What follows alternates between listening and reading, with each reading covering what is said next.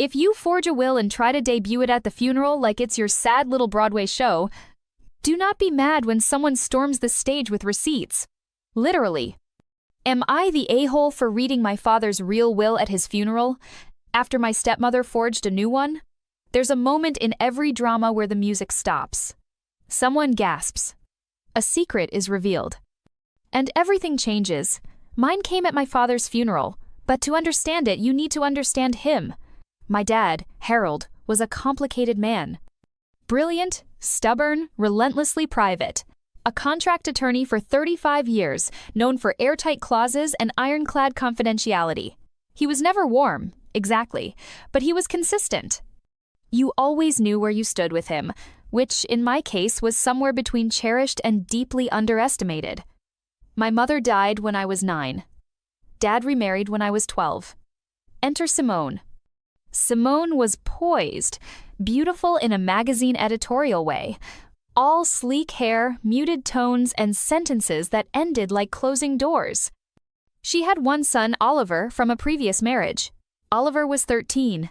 Blonde, charming, already a bit entitled. I hated them both immediately. I know how that sounds. Petty. Childish. But even at 12, I knew what manipulation looked like. Simone didn't talk to me, she managed me. Darling, why do not you go upstairs while we have wine? Sweetheart, let's not interrupt Daddy while he's working. My father, to his credit, still showed up. He took me to fencing lessons, proofread my essays. But slowly, the house became less mine. My mother's piano was rehomed. Her art sold. Her bedroom repainted.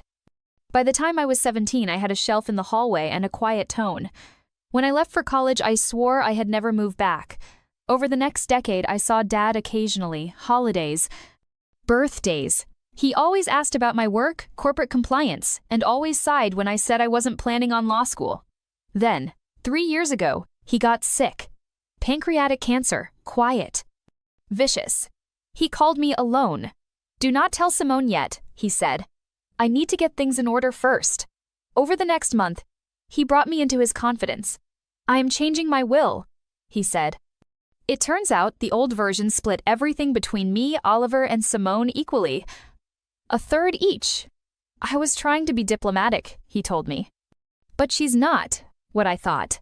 He didn't elaborate. Instead, he drew up a new will. He left Simone the house, just the house. Oliver got a trust, with restrictions.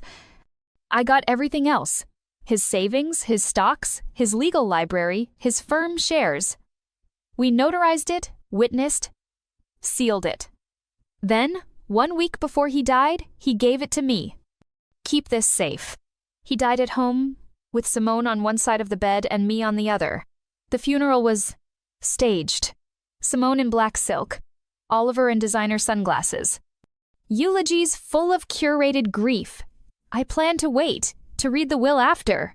But then Simone stood up, took the mic, and said, as Harold's wife and the executor of his estate, I want to honor his last wishes, reflected in the will he updated just last month.